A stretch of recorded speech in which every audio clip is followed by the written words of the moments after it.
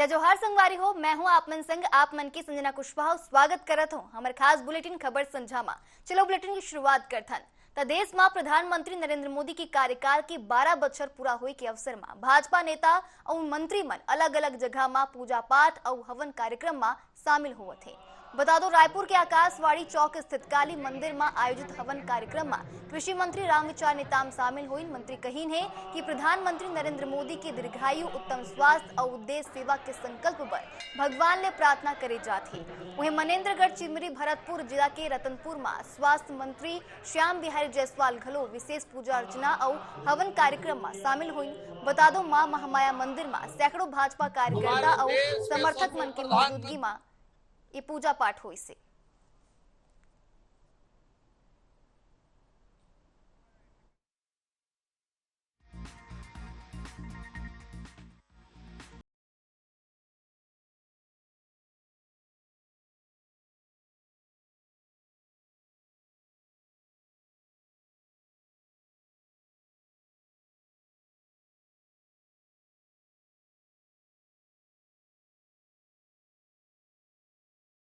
के दीर्घायु बर प्रदेश में हवन पूजन करेगी से।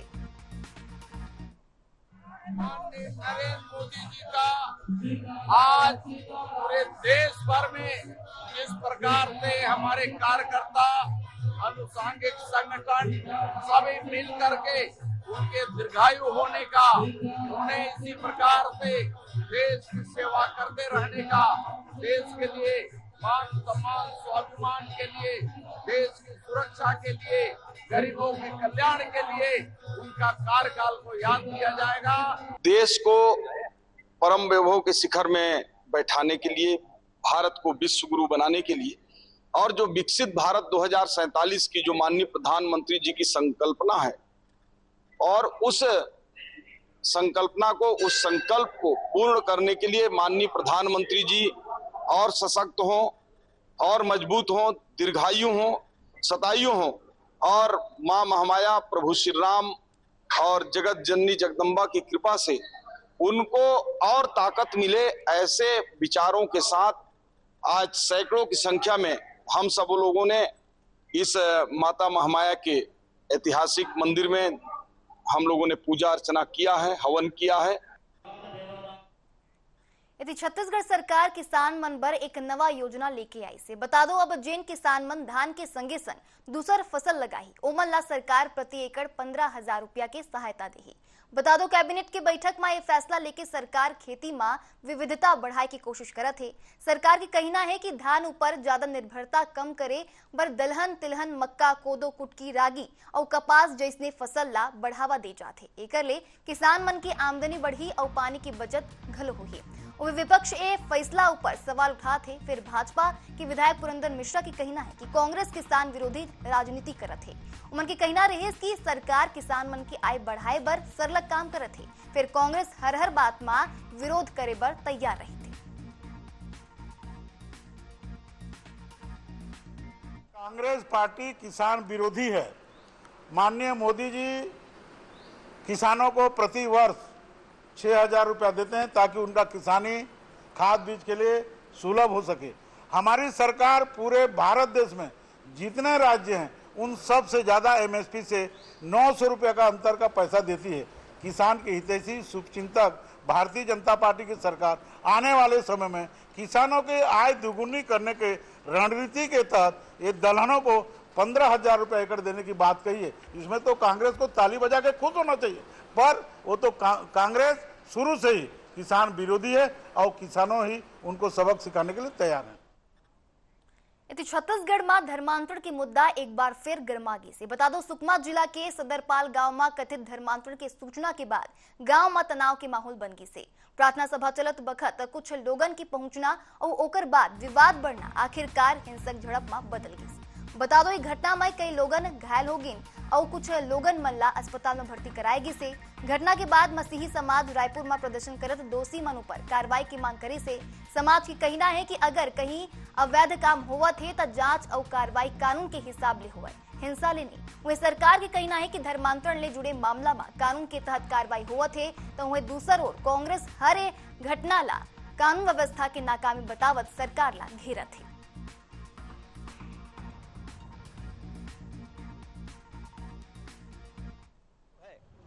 मुख्यमंत्री गृह मंत्री के द्वारा लेकर के आया गया, वो कानून आने से पहले ही लगातार मसीह समाज के लोगों के प्रार्थना स्थल में घुस के मारते थे, उनके चर्चों को तोड़फोड़ करते थे, हाउस चर्चे को तोड़ते थे। लेकिन ये कानून जब आया, जब विधानसभा में ये पारित हुआ, तब हम लोगों ने एक बात को बोला था कि किसी भी प्रकार से ये कानून को आने मत दो, नहीं तो ये लोग इसी के आड़ में हम लोगों को मारेंगे, पीटेंगे। सुकमा के तोंगापाल इलाके में, तोंगापाल थाना क्षेत्र में ईसाई समुदाय के लोग एक जगह बैठ के प्रार्थना कर रहे थे। उनके ऊपर कुछ असामाजिक तत्वों ने हमला बोला।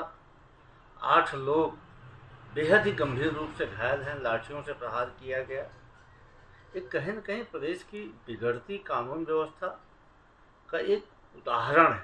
देखिए, जहां पर भी धर्मांतरण के मामले आ रहे हैं वहां पर कठोर अब कार्यवाही हो रही है, और चूंकि कार्यवाहियां हो रही है इसलिए मामले निकल कर आ रहे हैं। पहले कार्यवाही नहीं होती थी तो मामले निकल कर नहीं आते थे। आज कार्यवाहियां हो रही है तो मामले निकल कर आ रहे हैं। किसी भी कीमत में छत्तीसगढ़ में धर्मांतरण को मान्यता नहीं मिलेगी।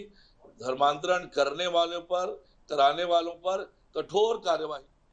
छत्तीसगढ़ में आज आग की दो बड़ी घटना सामने आई से जेनला लोगन में हड़कंप मच गई से। बता दो, पहली घटना कांकेर जिला के पखांजूर में हुई, जहां एक पुलिसकर्मी के घर में गैस सिलेंडर सुधारत बखत अचानक गैस रिसाव हो गई। गैस निकलत रही और अनजाने में लाइटर जलते आग भड़क गई। हादसा में पुलिसकर्मी सरोज मंडावी और गैस एजेंसी के कर्मचारी जांगो मंडल गंभीर रूप से झुलस गए हैं। वही दूसर घटना कोरबा जिला के है, जहां कोरबा जिला के घटगोरा में एक पटाखा गोदाम में भीषण आग लगी रही। बता दो, आग लगते जोरदार धमाका होए लगे और पूरा इलाका धुआं ले भर गए। बता दो, आग के लपट देख के लोगन में अफरा तफरी मच गई। सूचना मिलते फायर ब्रिगेड और पुलिस की टीम मौका में पहुंची और आग ऊपर काबू पालीन है। बता दो, फिलहाल दोनों घटना की जांच जारी है और प्रशासन लोगन ला सतर्क रहे की अपील करी है।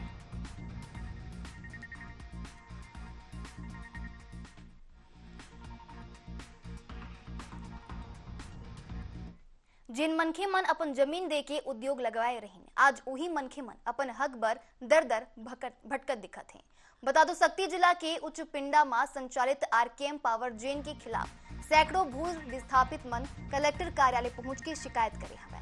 बता दो, भू विस्थापित मन के आरोप हवे कि कंपनी जमीन लेवत बखत स्थायी नौकरी देके भरोसा दे दी, फिर उत्पादन शुरू होएला 10 बछर हो गई, तब घलो वो मन स्थायी नौकरी नहीं मिलिस। बता दो, पीड़ित मन कहना हवे कि कंपनी ओमन ला ठेका कंपनी के माध्यम ले मजदूरी करावत है। जिन मनखे मन पहली जमीन मालिक रहीन वो अमन आज ठेका मजदूर बन के काम करत हैं। अगर आप मन बता दो, अपन मांग ला लेके सैकड़ों प्रभावित परिवार कलेक्ट्रेट पहुंचे और प्रशासन ले न्याय की गुहार लगाई है।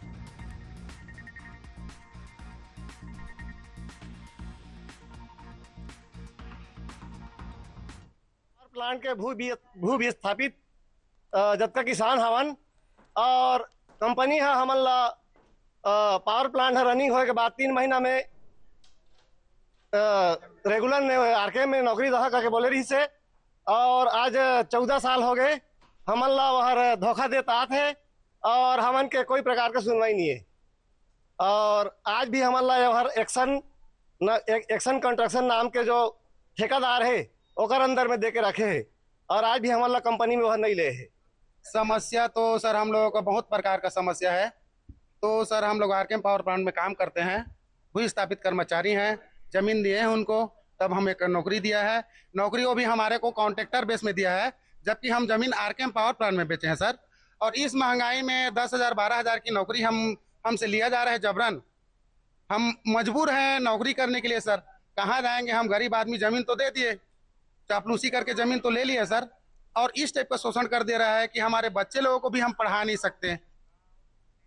इति अंबिकापुर के गंगाराम मुक्तिधाम पाछू के सड़क अब राजनीति और जन आक्रोश के मुद्दा बन गई से। बता दो, कई बछर ले सड़क बनाए की मांग हुआ थे, फिर आज तक समस्या के समाधान नहीं हो पाई से। ये बात ले नाराज वार्डवासी मन और सामाजिक कार्यकर्ता मन नगर निगम कार्यालय पहुंच के घेराव करीन और जम के नारेबाजी करी है। प्रदर्शनकारी मन के कहना है कि चुनाव की पहली सड़क बनाए की वादा करे गिरी, फिर सत्ता में आए के बाद वादा भुला देगी से। सड़क खराब होए के कारण रोजाना लोगन मन ला काफी दिक्कत हुआ थे, वहीं बरसात के दिन में हालात और खराब हो जाते। देखिए क्या है कि जब निगम की सरकार नहीं बनी थी उस समय हम लोगों ने निगम का और सांसद महोदय, विधायक महोदय जी का ध्यान आकृष्ट कराए थे कि नगर की सड़कें बहुत ज्यादा खराब हैं और इन्होंने आश्वासन दिया था कि जैसे ही हम ये बरसात समाप्त होगी हम सड़क बनवाएंगे। लेकिन आज बरसात समाप्त हुए साल भर हो गया और ये दूसरा बरसात आने वाला है, तो मजबूरन हम लोग को आकर के आज ध्यान आकृष्ट कराना पड़ा कि आप जो सड़कें खराब हैं उनको तत्काल बनवाई जाए। अरे डामर का रेट बढ़ गया तो क्या लोग गड्ढे में रहेंगे? वो सरकार की जिम्मेदारी है, प्रशासन की जिम्मेदारी। एक समय तक बोलते थे पानी गिर रहा, बरसात है तो रोड नहीं बनेगा। ये सब नौटंकी है कुल मिला के रोड नहीं बनाने का। उससे जनता को काम मतलब, आप टैक्स के पैसे से मजा करें और हम गड्ढा में पड़ के बीमार पड़ के एडमिट हो जाएं एक्सीडेंट होकर। जगह तो भाई अंदर की बात है, कुछ लोगों का निजी भूमि भी ऐसा आता है, उन्होंने बताया है। यहाँ के लोकल जो पीडब्ल्यूडी प्रभारी जो है उन्होंने जाके देखा भी था, तो उससे बात भी किए शायद। तो कोई भी पर्सनल जमीन इतना आसानी से नहीं छोड़ता है, इसको स्पेशल कलेक्टर और राजस्व अधिकारी को बोलना पड़ेगा, तभी जो जमीन वंचित होगा तभी रोड बनेगा। कई समस्या है उस रोड का, ऐसा नहीं कि उसमें संज्ञान ना लिया गया हो, संज्ञान लिया गया था। यदि मानसून सिरों पर आगे फिर रायपुर शहर के नाला सफाई के काम अब घलो अधूरा दिखत है। नगर निगम लाख दावा करे फिर जमीनी हकीकत कुछ और ही दिखत है। बता दो शहर की कई बड़े और छोटे नाला कचरा ले पटे पड़े हवे। बता दो मौधा पारा, चिंगारी नाला, जयस्तंभ चौक, तेली बांधा और दूसर इलाका में अब घलो सफाई अधूरा है। ठेकेदार मन भुगतान नहीं मिले के आरोप में लगा के काम बंद कर दे हवे। एकर असर सीधे शहर के सफाई व्यवस्था ऊपर दिखत है। उन्हें विपक्ष के कहना हवे कि ट्रिपल इंजन सरकार फेल दिखत है, जबकि निगम प्रशासन दावा करत है कि समय रहते सफाई पूरा कर ले जाही। अब सवाल ये उठत है कि अगर भारी बारिश होत है तब पानी निकासी कैसे होही।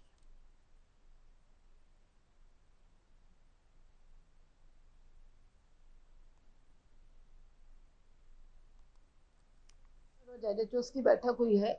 हमारा प्रयास है कि हम पहली बार की एक बार सफाई पूरी कर लें पहले चरण की, ताकि जो गंदगी के कारण या नाला जाम के कारण जो जलभराव की समस्या आती है वो ना है। अब इंद्रदेव मेहरबान है, 2 बार अभी बहुत तेज बारिश भी हो गई है, पर हम जल्द से जल्द सफाई के काम को भी करेंगे। आज लगभग हम लोग जून में पहुंच गए और मिड जून मतलब फर्स्ट वीक जून का निकल गया है और अभी तक अगर उसमें सफाई नहीं हुई, क्योंकि 15 जून के आसपास रायपुर राजधानी में बारिश आ जाती है, तो इसके जो जिम्मेदार अधिकारी उस पर क्या कार्रवाई होगी, क्योंकि बड़े बड़ी बातें तो की गई है बंद ऑफिस में कि जहां नाला भराएगा वहां पे संबंधित अधिकारी को कार्रवाई की जाएगी। तो देखने हैं रायपुर राजधानी के लोग देखेंगे कि उनके वार्ड में अगर नाले में पानी भरा रहा है तो संबंधित अधिकारी के ऊपर क्या कार्रवाई होगी।